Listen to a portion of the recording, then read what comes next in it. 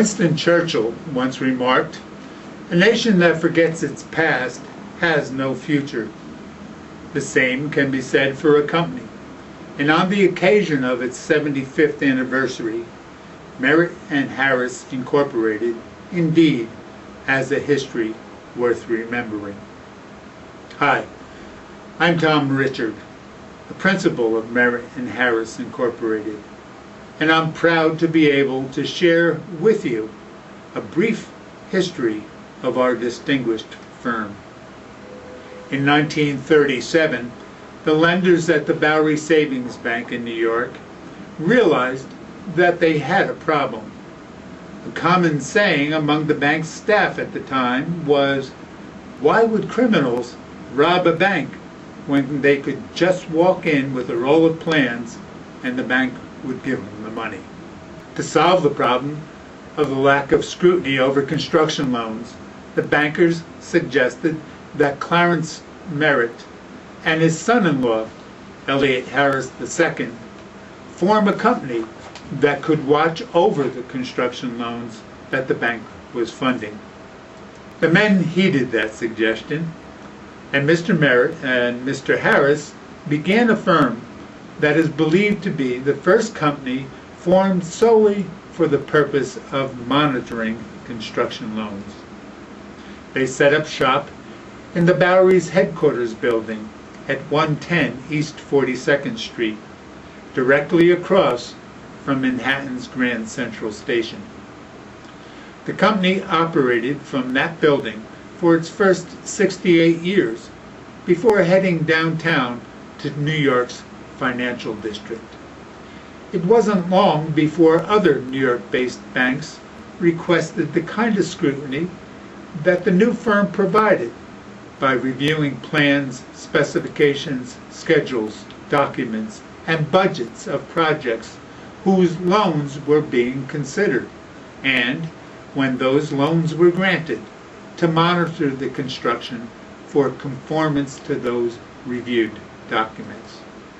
The original Mr. Harris died in 1970, and the Harris family appointed Roger Maynard, a professional engineer who was not a family member, to run the firm. In 1971, Elliott Harris III, a 1967 engineering graduate of Lafayette College in Easton, Pennsylvania, joined the firm his father and his grandfather had founded. Buzz, as he was affectionately known, took over as president and CEO in 1978, returning the company to the Harris family control. Buzz led the firm until 1996, when he temporarily retired to a simpler life along Connecticut's Long Island Sound.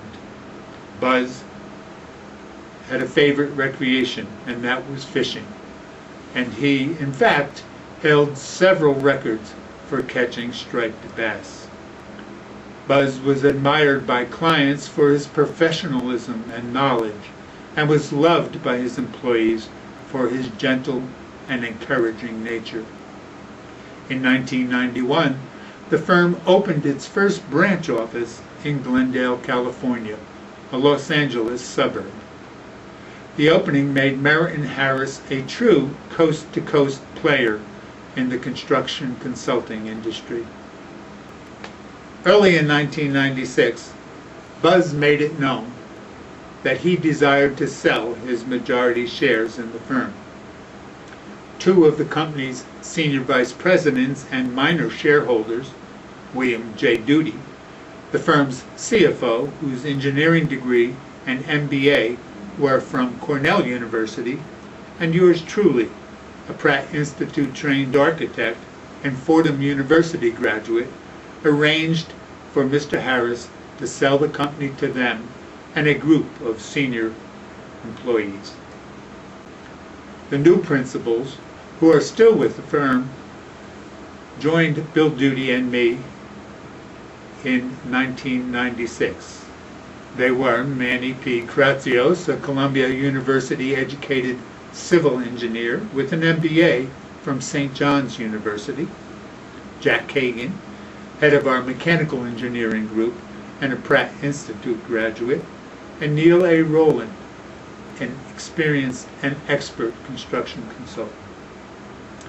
Robert Weiland, a Penn State graduate architect, was also an important member of that group. Bob is no longer with the firm, having retired in 2010. The new management members selected me to become the new president and CEO. I had previously served as the senior vice president of the firm's property condition assessment group. The firm began to further expand its operations under the new management team, opening branch offices in Dallas, Texas, and Deerfield Beach, Florida in 1996 and 1997, respectively.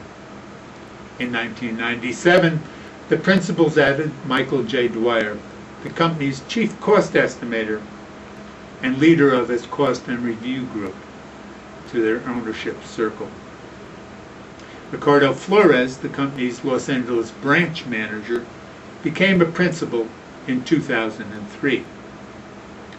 In 2004, the Dallas office was closed due to unfavorable business conditions, but the California and the South Florida branches continue to be active to this day. In 2010, a planned succession was executed to allow me to semi-retire. Manny P. Kratsios, who had been with the firm since 1984 and who had previously served as the Chief Operating Officer, was promoted to President and CEO. I am fortunate to remain with the firm I love as a principal and its Director of Marketing. On January 27, 2011, members of the firm were saddened to learn of the death of their former president, Elliot Buzz Harris, who died of cancer at the far too early age of 65.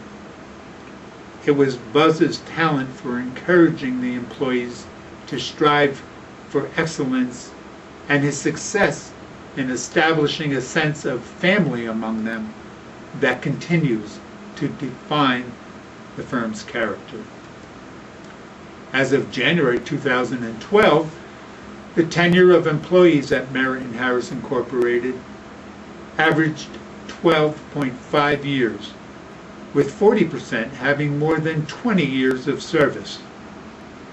This is a testimony to the company's ability to attract and retain people who cherish the values that Buzz established, and that the current leadership continues to embrace.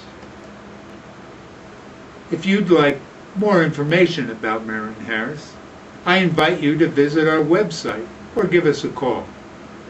The web address and contact information will appear on the screen shortly. Thanks for taking time to view this video, and we look forward to hearing from you.